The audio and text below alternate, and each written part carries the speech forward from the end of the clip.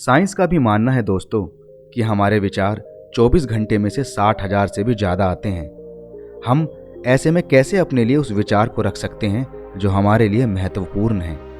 आइए समझते हैं भगवान बुद्ध की इस कथा से। साथ ही दोस्तों एक गुजारिश है, दोस्तों चैनल को सब्सक्राइब कर दीजिए, शुक्रिया। तो आइए सुनते हैं भगवान बुद्ध की कथा। एक बार चंद्रवंशी राजकुमार भरत गौतम बुद्ध के सानिध्य में भिक्षु के रूप में दीक्षित हुए। गौतम बुद्ध अपने भिक्षुओं को उपदेश देने के साथ साथ उनको भिक्षाटन के लिए भेजते थे, जहां से उनको भिक्षा मिलती। भरत को महात्मा बुद्ध ने भिक्षा के लिए एक श्रविका के घर पर भेजा। भरत रास्ते में चलते हुए सोच रहे थे कि आज खाने में न जाने क्या क्या मिलेगा। हमेशा महल में खाने के लिए अनगिनत स्वादिष्ट भोजन मिलते थे, लेकिन आज जो भी मिलेगा उसी से काम चलाना पड़ेगा। भरत ने श्रविका के घर पर जाकर भिक्षा के लिए याचना की।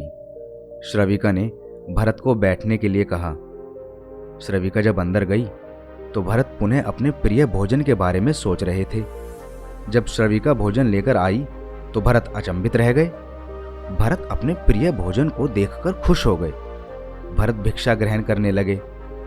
भिक्षा ग्रहण करते हुए भरत सोचने लगे कि उनको हमेशा खाना खाने के बाद कुछ विश्राम करने की आदत है, लेकिन आज उन्हें यहाँ से खाना ग्रहण करने के बाद धूप से होकर वापस आश्रम पहुंचना होगा।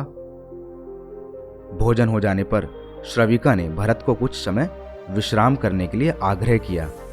भरत पुनः खुश हो गए। सारी इच्छाओं की पूर्ति देख भरत इसको एक संयोग मानकर कुछ देर के लिए लेट गए। लेटते हुए भरत सोचने लगे कि आज तो सोने को मिल गया, लेकिन मेरे सर पर हमेशा के लिए छत का साया तो है नहीं। जब भरत सोकर पुनः उठे तो श्रविका ने कहा कि आपको जब तक यहाँ रहना है आप रह सकते हैं। अब भरत समझ गए कि ये कोई संयोग नहीं है, श्रविका जरूर मेरा मन पढ़ रही है। ये सोचकर भरत खड़े हुए। भरत ने श्रविका से पूछा, मुझे क्षमा कीजिए, क्या आप मेरा मन पढ़ सकती हैं?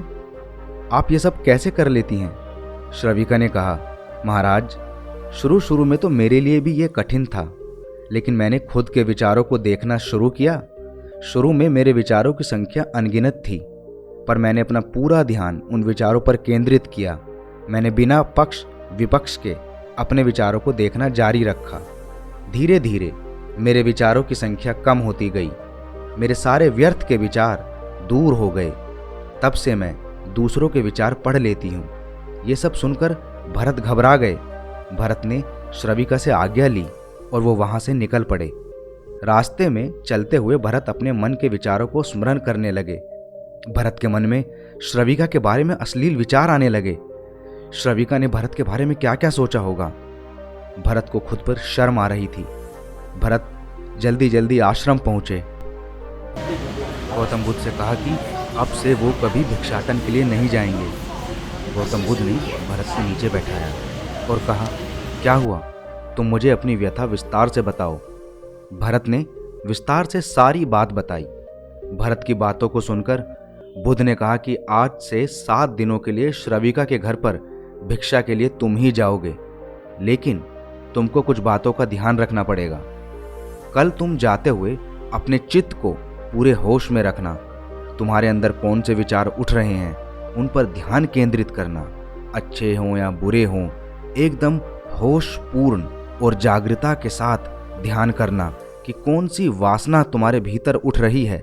इन सभी का ध्यान करते हुए जाना और फिर मुझसे विचार विमर्श करना।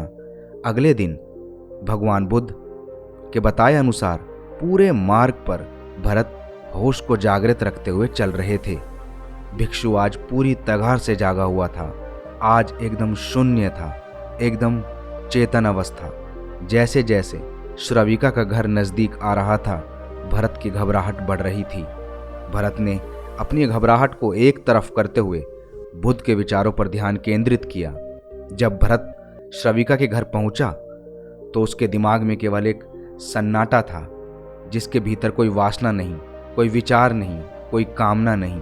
चित्त एकदम शांत, न कुछ पाने की इच्छा। भिक्षु भरत ने भिक्षा ली, ग्रहण की और वहाँ से वापस चले आए। आज भरत रास्ते में नाचते हुए आ रहे हैं, आनंदित होते हुए आ रहे हैं। आज उसको जिस आनंद की अनुभूति हुई वो अद्भुत है। आज से पहले इस आनंद को उसने कभी महसूस नहीं किया। भरत ने आश्रम जाकर भगवान गौतम बुद्ध को प्रणाम किया। शुक्रिया दोस्तों। भगवान बुद्ध की यह कथा आपको कैसी लगी कमेंट करके ज़रूर बताइए। मिलते हैं जल्दी भगवान बुद्ध की अगली कथा के साथ। तब तक जय हिंद, जय भारत।